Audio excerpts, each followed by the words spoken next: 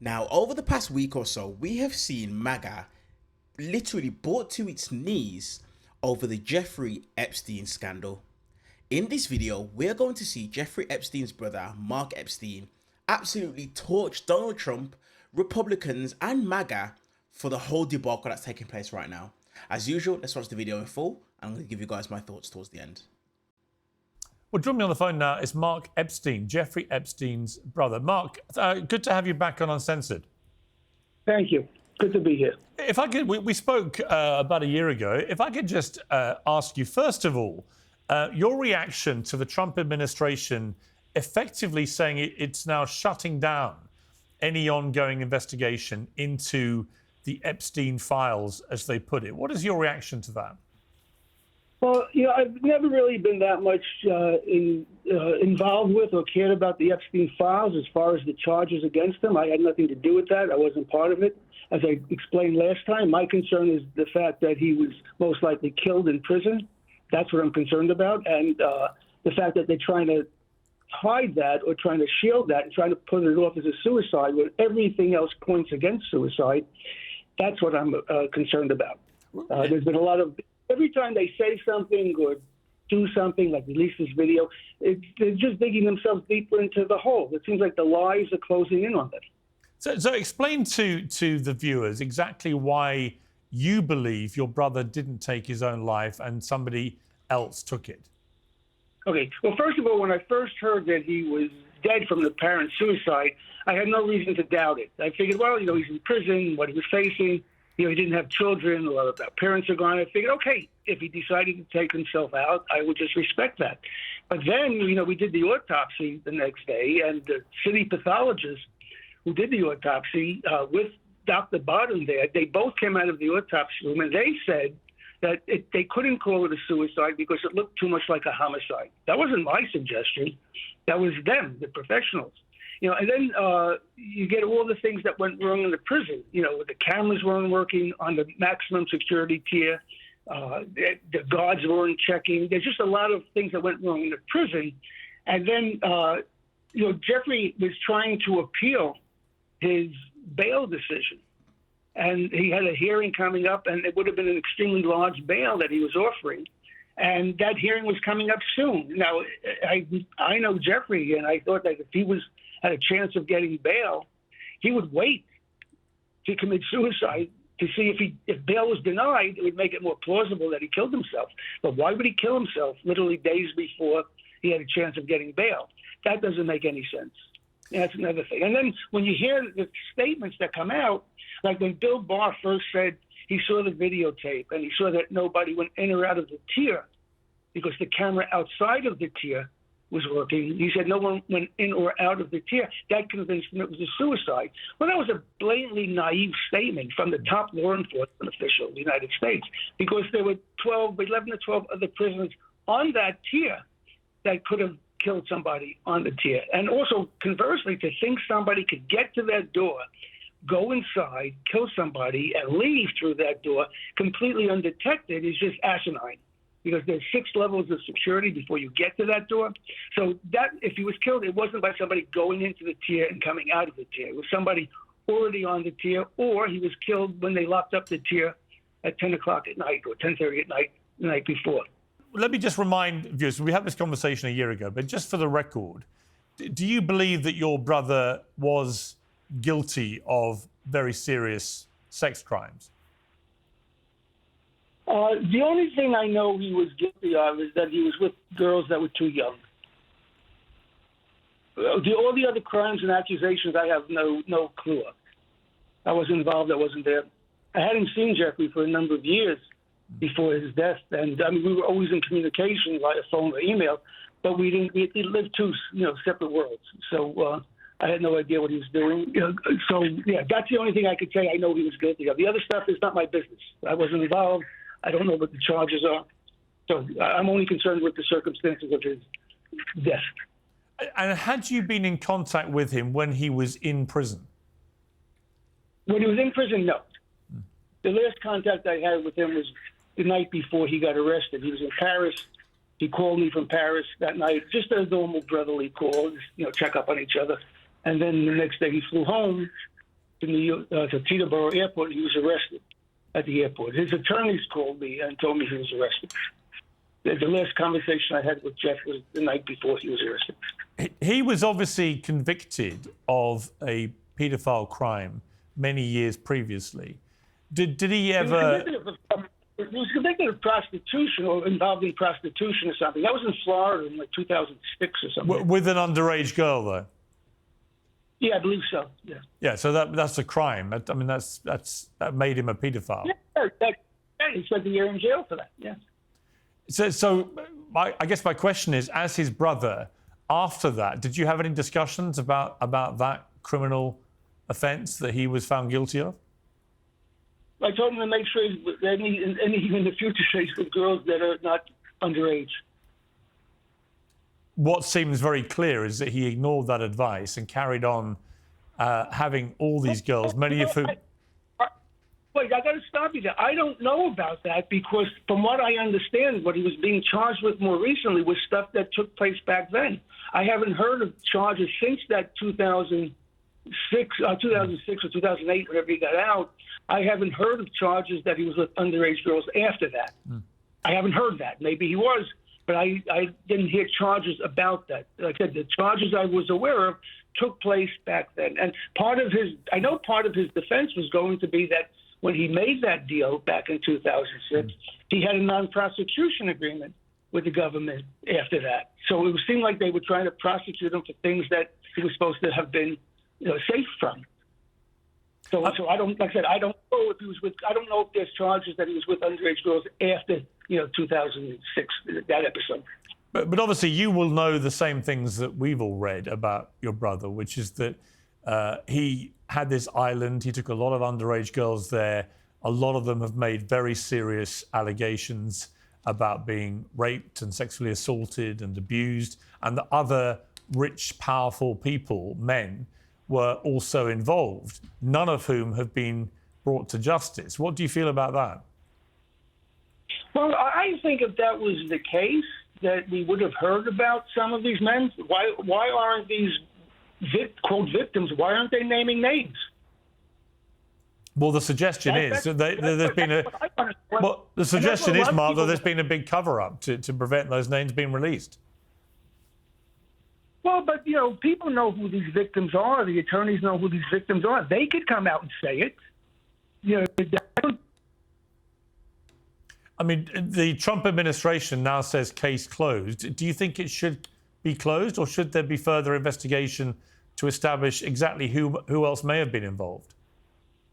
Well, again, I'm not concerned about that, to be honest with you. I mean, if wrongdoing was done, people should be punished, but I don't know that wrongdoing's been done. I know that I'm concerned about my brother's likely murder. The Trump administration... The Trump administration is also making it very clear that from all their investigations, they believe it is indisputable and 100% certain that your brother took his own life. Well, yeah, because who are they protecting? Look, when Bill Barr made the statement about no one, it was a suicide because no one went in or out. When Kash Patel makes a statement saying that it's suicide when you see it. My question to him was, how many suicides has he seen? Okay, where you take Dr. Roman and Dr. Biden, who did the actual autopsy, and they came out of the autopsy, and they said this looks more like a homicide than a suicide. Then how does the Trump administration say overrule that? Dr. Biden has done about 500 autopsies on prison suicides over the last 50 years. He's been, there's very few people with that kind of experience. And he's saying that to him, this was not a suicide, it's a homicide.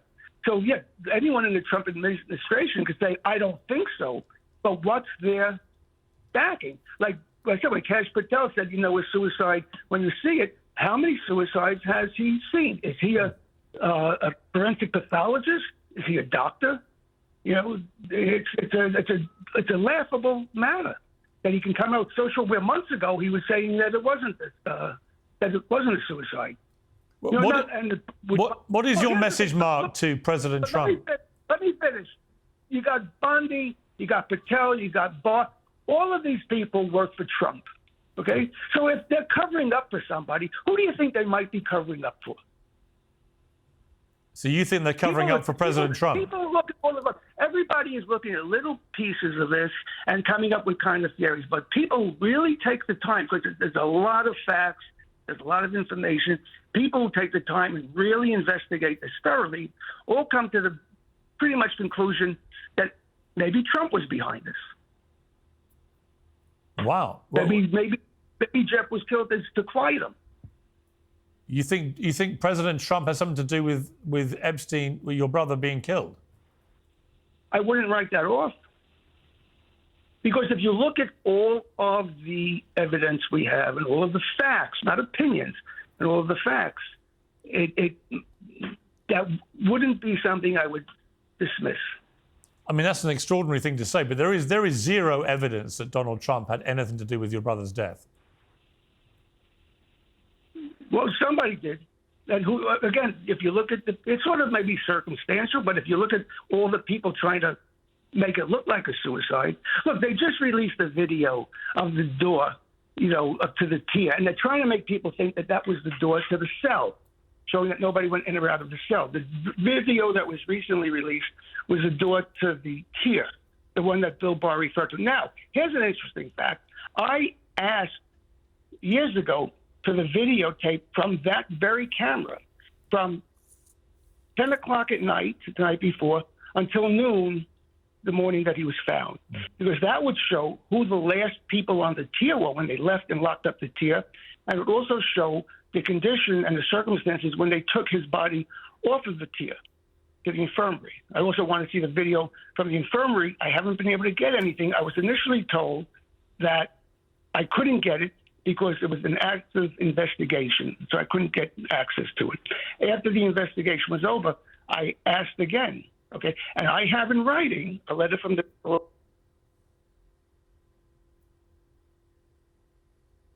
door to the tier, the footage that Bill Barr referred to. They told me the cameras that were working don't show that area.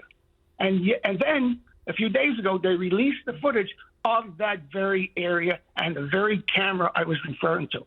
So first I couldn't get it because it was an investigation. And then they were telling me, it doesn't exist. And now it shows up. They release it. So it's just too much. If this was purely a suicide, if this was really a suicide, this would be easy to say that this was a suicide.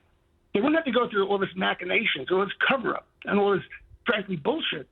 So what is your message, finally, Mark, what is your message to President Trump?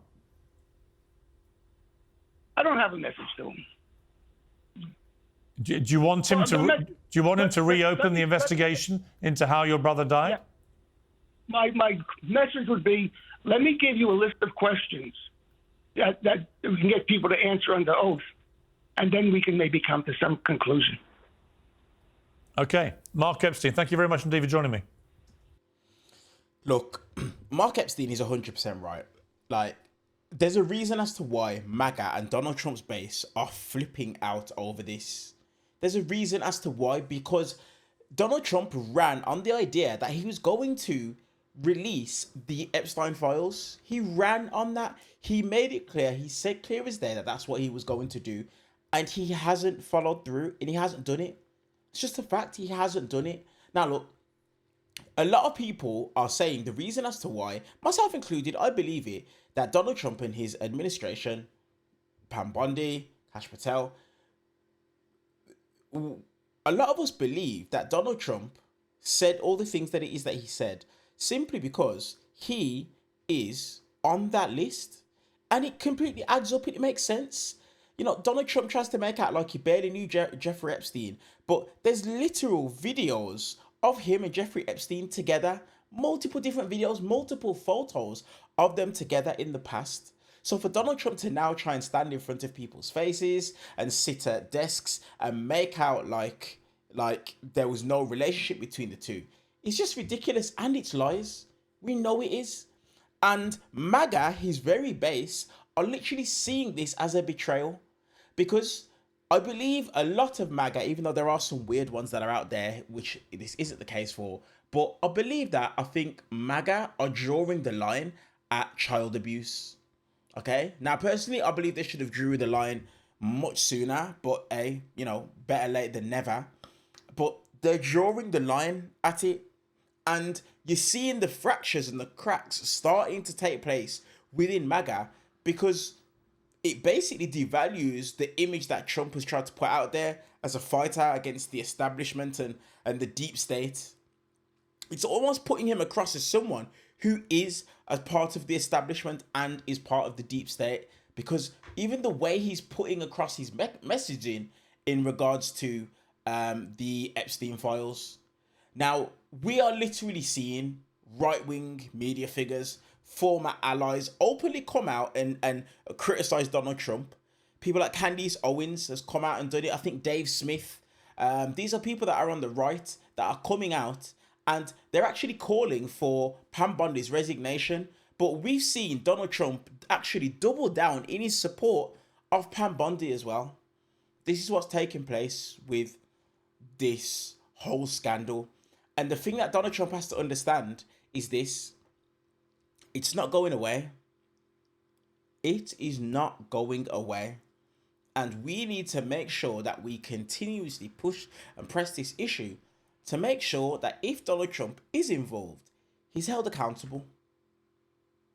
He is held accountable. Mental stuff. Let me know your guys' thoughts down in the comment section below. Always want to hear your guys' points of view. While you guys are down there, do me a massive favor and hit the thumbs up button as well, purely for the YouTube algorithm, and give the channel a subscribe. I appreciate you guys, and I will see you guys in the next one.